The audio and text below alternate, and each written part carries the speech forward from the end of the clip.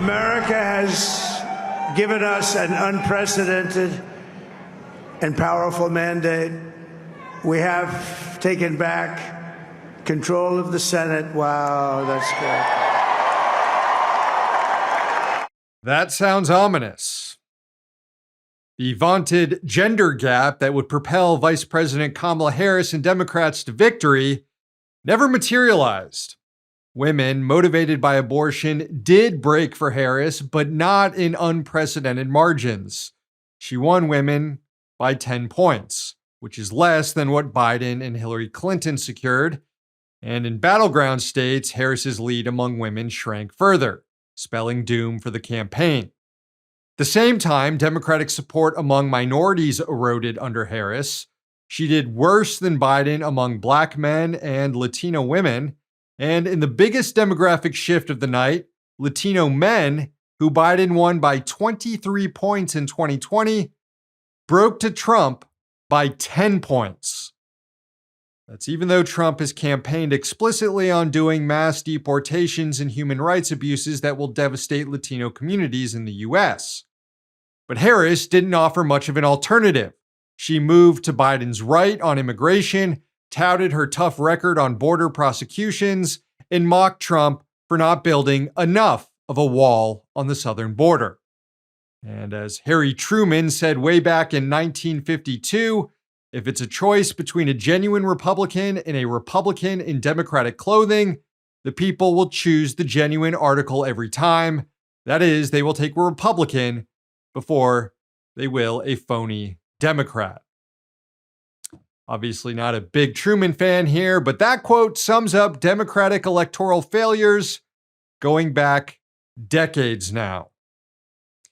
The exit polls also showed a large segment of the electorate motivated by economic hardship. 2/3 of voters said that the economy was not good or poor. 3/4 of voters said inflation had caused them moderate or severe hardship. Trump actually did better than Harris among voters who make less than $100,000 a year. And among voters who said the economy was their number one issue, Trump cleaned up 79% to 20%. Boosters of Bidenomics over the last few years will be confused by this, especially as inflation has eased in recent years. But this chart should help explain the sentiments. It's from the Bureau of Labor Statistics showing real wage growth since 2020. The red line is inflation growth. The two blue lines represent wage growth. The top blue one is nominal wage gains. The bottom one, real wage gains, as in wage gains minus increases in inflation. In Trump's final year in office, thanks mostly to pandemic stimulus programs, earnings for workers far outpaced inflation. But that inverted during Biden, largely for reasons beyond his control: busted supply chains from the pandemic, the war in Ukraine, and excessive profit seeking. And as you can see, from about April 2021, a couple months after Biden took office, to just last summer, real wages were in the negative, as in wages did not keep up with price increases, so workers were struggling to make ends meet with their paychecks. And even though in the last year of the Biden administration, wage growth has finally returned to barely outpacing inflation, it's still not enough to fill in that earnings gap that accumulated during the prior 2 years Biden was in office. Rent, energy, healthcare, groceries all surged in prices, and wages haven't fully caught up yet to those prior increases. And that explains much of the economic discontent, despite the improved inflation numbers in recent months. They're just too little, too late. And as I said, some of the inflation issues weren't Biden's fault, like the problems related to the pandemic and the war in Ukraine. But his administration did make choices to worsen the crisis for workers, because just as prices went up, the Biden White House allowed all the pandemic stimulus programs that kept workers afloat to expire, which led to mass evictions, spike in child poverty, and an unrolling of federal health insurance coverage.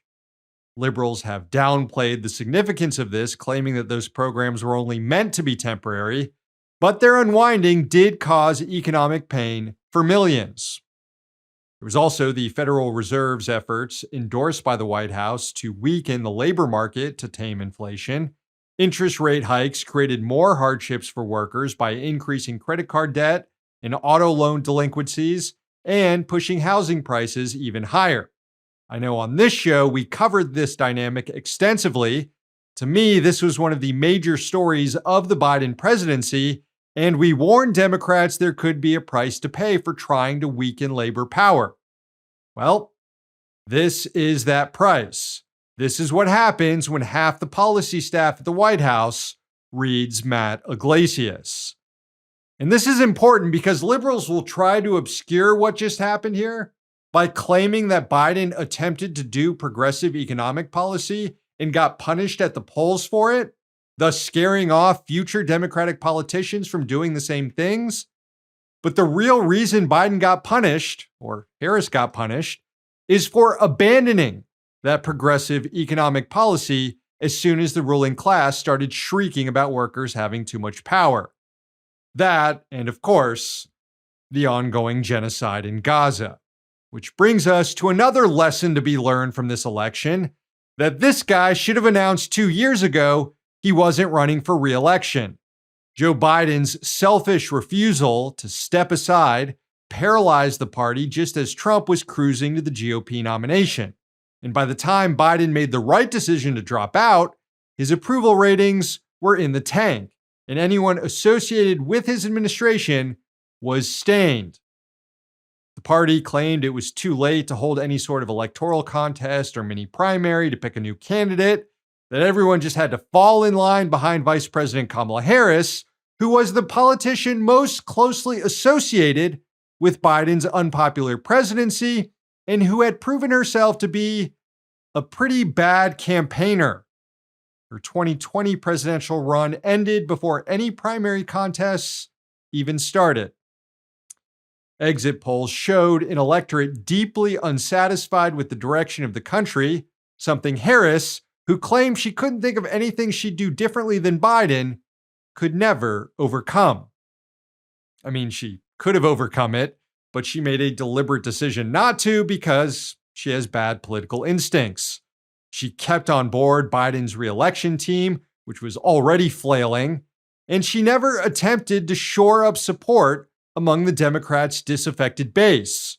She just hoped that promises of middle-class targeted tax credits and a vague plan to go after price gougers would be enough to satisfy voters upset with the genocide in Gaza and who want to see more done on issues like climate change.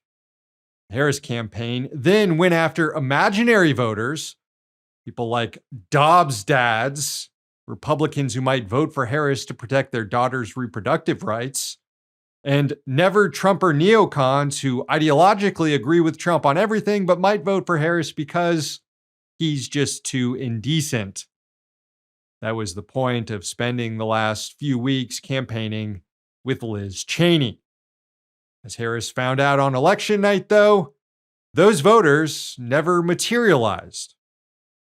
Harris is poised to lose Michigan by roughly the same number of votes that were cast during the Democratic primary in protest of Biden's Gaza policy by the uncommitted movement.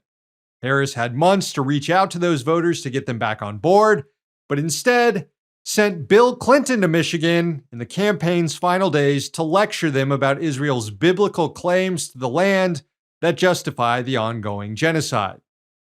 Harris prioritized supporting Israel's ethnic cleansing in Gaza over defeating the fascist movement on the right here in the U.S. Just a series of poor decisions by the campaign, driven mostly by ideology, that almost makes Hillary Clinton's 2016 run against Donald Trump look halfway competent. As for where things go from here, Democrats will blame the left, as they always do.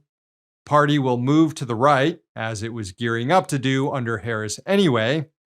And those in the anti-capitalist left who continue to believe there's a viable path to take over the Democratic Party, will have to reassess that strategy after yet another devastating loss.